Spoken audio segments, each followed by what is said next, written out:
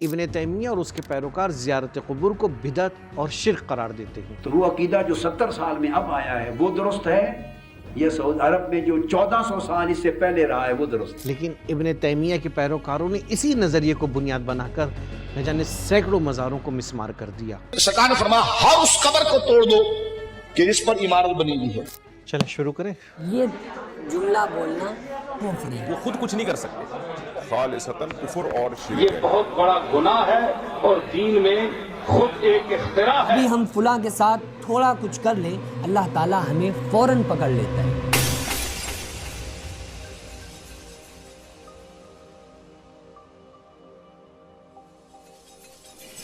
قبلہ اگر قبروں پر جانا شرک ہے تو پھر جنہوں نے جنت البقیع کو منہدم کیا تھا ہم ان کی مذمت کیوں کرتے ہیں؟ اس سے پہلے کہ میں آپ کو آپ کے سوال کا جواب دوں، یہ بتا دوں کہ جنت البقیع ہے کیا۔ جنت البقیع مدینہ منورہ کا وہ مقدس قبرستان ہے جہاں اہل بیت اطہار علیہم السلام، صحابہ کرام، ازواج رسول اور نہ جانے کتنے اولیاء الہی مدفون ہیں۔ تاریخ اسلام کے اس عظیم ورثے کو سن 1806 میں وہابی ٹولے نے شرک بتا کر منہدم کر دیا، مگر سن 1818 میں عثمانی خلافت میں اس قبرستان کو دوبارہ سے تعمیر کیا گیا۔ لیکن افسوس 1926 میں آل وہاب نے دوبارہ سے جو ہے اس قبرستان کو پوری طرح سے منہدم کر کے شاعر الہی کی بے حرمتی کی۔ حالانکہ تاریخ اسلام میں ہمیں کوئی بھی ایسی مثال نہیں ملتی جہاں پہ صحابہ کرام یا تابعین نے بزرگان دین کے مزار کو منہدم کیا ہو، بلکہ صحابہ، تابعین اور دیگر شخصیات کے سلسلے میں ملتا ہے کہ انہوں نے قبروں کی تعمیر بھی کی ہے اور ان پر گنبد، مسجد یا حجرہ وغیرہ بھی بنوایا ہے۔ ہمارے اسلامی معاشرے میں صدیوں سے یہ رواج رہا ہے کہ لوگ اپنے والدین، علماء، صلحاء، انبیاء، اہل بیت علیہم السلام کے مزارات پر زیارت کے لیے جاتے ہیں، وہاں قرآن مجید کی تلاوت کرتے ہیں اور اولیاء اور بزرگان الہی کی توسط سے اللہ سے اپنی حاجتیں طلب کرتے ہیں۔ تو اب سوال یہ ہے کہ بزرگان دین کی قبروں کی زیارت پر جانے کا کیا حکم ہے؟ قرآن مجید میں خداوند عالم پیغمبر اکرم صلی اللہ علیہ وآلہ وسلم کو خطاب کر کے ارشاد فرما رہا ہے، اور نہ ہی تم ان میں سے کسی کی نماز پڑھو اور نہ ہی ان کی قبروں پر کھڑے ہو، بے شک وہ اللہ اور اس کے رسول کے ساتھ کفر کرنے والے تھے اور وہ فاسق ہو کر مرے۔ اس آیت میں پیغمبر اکرم صلی اللہ علیہ وآلہ وسلم کو منافق کی نماز جنازہ پڑھانے اور ان کی قبروں پر رک کر دعا کرنے سے منع کیا گیا ہے۔ اس کا واضح مطلب یہ ہے کہ اگر قبر منافق کے بجائے کسی مومن کی ہو تو وہاں دعا کرنے میں نہ صرف یہ کہ کوئی حرج نہیں، بلکہ یہ کام مطلوب اور مسلمانوں اور خود رسول اکرم صلی اللہ علیہ وآلہ وسلم کی سیرت ہے، ورنہ اللہ اپنے نبی کو منافق کے لیے دعا کرنے سے کیوں منع کرتا؟ اہل سنت کی روایتوں میں بھی قبروں کی زیارت کی تاکید کی گئی ہے، کچھ نمونے ملاحظہ فرمائیں۔ پیغمبر اکرم صلی اللہ علیہ وآلہ وسلم نے قبروں کی زیارت کی ترغیب دی اور خود بھی اس پر عمل فرمایا۔ میں نے تمہیں پہلے قبروں کی زیارت سے منع کیا تھا، لیکن اب تم ان کی زیارت کے لیے جایا کرو کیونکہ یہ تمہیں آخرت کی یاد دلاتی ہے۔ ام المومنین حضرت عائشہ سے روایت ہے کہ رسول اکرم صلی اللہ علیہ وآلہ وسلم نے رات کے وقت قبرستان بقیع کی طرف تشریف لے گئے اور وہاں مردوں کو مخاطب کر کے فرمایا، اے قبروں میں سونے والے مومنین، تم پر ہمارا سلام، اور اگر اللہ نے چاہا تو ہم عنقریب تم سے آ ملیں گے۔ ان روایات سے یہ بات اچھی طرح واضح ہو جاتی ہے کہ خود پیغمبر بزرگوں کی قبروں کی زیارت کے لیے جایا کرتے تھے اور مسلمانوں کو بھی جانے کی تاکید کرتے تھے۔ تو مولانا صاحب، قبروں کی زیارت کے سلسلے میں علماء اہل سنت کا کیا نظریہ ہے؟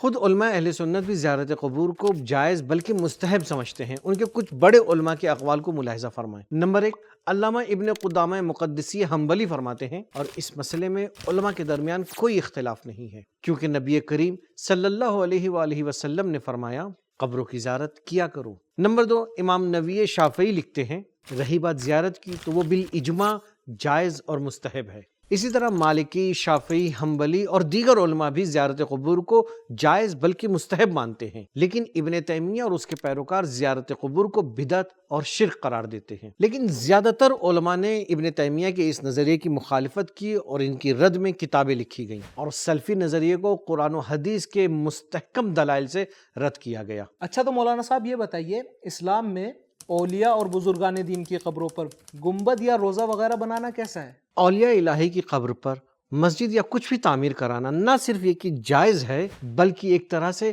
شاعر الہی کی تعظیم کا بھی مصداق ہے۔ کچھ دلیلیں ملاحظہ فرمائیں۔ نمبر 1، سورہ کہف کی 21ویں آیت کے ذریعے نہ صرف یہ کہ شیعہ علماء بلکہ بہت سے اہل سنت کے علماء نے بھی یہ استدلال کیا ہے کہ یہ جائز اور پسندیدہ عمل ہے۔ نمبر 2، حیات پیغمبر اکرم صلی اللہ علیہ وآلہ وسلم میں ہی ابو بصیر کی قبر پر ابو جندل نے مسجد یا حجرہ تعمیر کروایا اور پیغمبر اکرم نے بھی انہیں اس کام سے نہیں روکا۔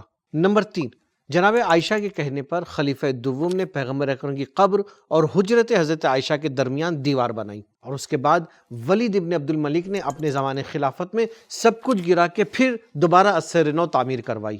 اسی طرح سے ام المومنین ام سلمہ، ام حبیبہ، عقیل ابن ابی طالب، عبداللہ ابن جعفر اور ابراہیم فرزند پیغمبر اکرم صلی اللہ علیہ وآلہ وسلم کی قبور پر بھی قبے بنے ہوئے تھے۔ خود ہارون رشید نے امام علی علیہ السلام کا عالیشان روضہ تعمیر کروایا۔ اموی حکومتوں میں امام حسین علیہ السلام کا روضہ متعدد بار تعمیر کرایا گیا۔ بغداد میں امام ابو حنیفہ اور امام حنبل، بقی میں امام مالک اور مصر میں امام شافعی کے بھی مزاروں پر گنبد بنے ہوئے تھے۔ ظاہر سی بات ہے ان علماء کے مزاروں پر ان کے ہی پیروکاروں کے توسط سے گنبد اور قبے بنائے گئے تھے اور سالہ سال تک اس کی توسیع اور تعمیر ہوتی رہی۔ اس وقت تو کسی نے نہ ہی اسے بدعت کہا اور نہ ہی شرک۔ ڈاکٹر طاہر القادری کی آپ اس کلپ کو دیکھیے۔ آپ عراق جائیں تمام مزارات اسی طرح، اہل عراق کا عقیدہ بھی یہ ہے۔ شام جائیں تمام مزارات شام میں اسی طرح، میں تو جاتا ہوں، میں تو دیکھتا رہتا ہوں، تو اہل شام سیریا کا عقیدہ بھی یہ ہے۔ ایران میں جائیں ان کا عقیدہ بھی یہ ہے۔ مصر میں جائیں، میں مصر سے ہو کے آیا ہوں، امام شافعی کا، سیدہ نفیسہ کا، بڑے بڑے اکابر اولیاء اللہ کے سب کے مزارات اسی طرح جیسے پاکستان انڈیا کا رواج ہے، ان کا عقیدہ بھی یہ ہے۔ میرا مقصد بات کا یہ ہے کہ ترکی جائیں، مولانا روم اور حضرت ابو ایوب انصاری رضی اللہ، فوٹو دیکھیں نا مزارات کے، ان کے بھی مزارات گنبد کے ساتھ اسی طرح۔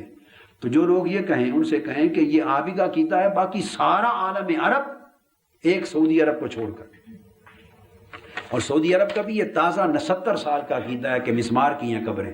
70-75 سال پہلے تک وہاں بھی مزارات اور گنبد ہوتے تھے، پورے 1400 سال سے پرانی فوٹوز ہیں۔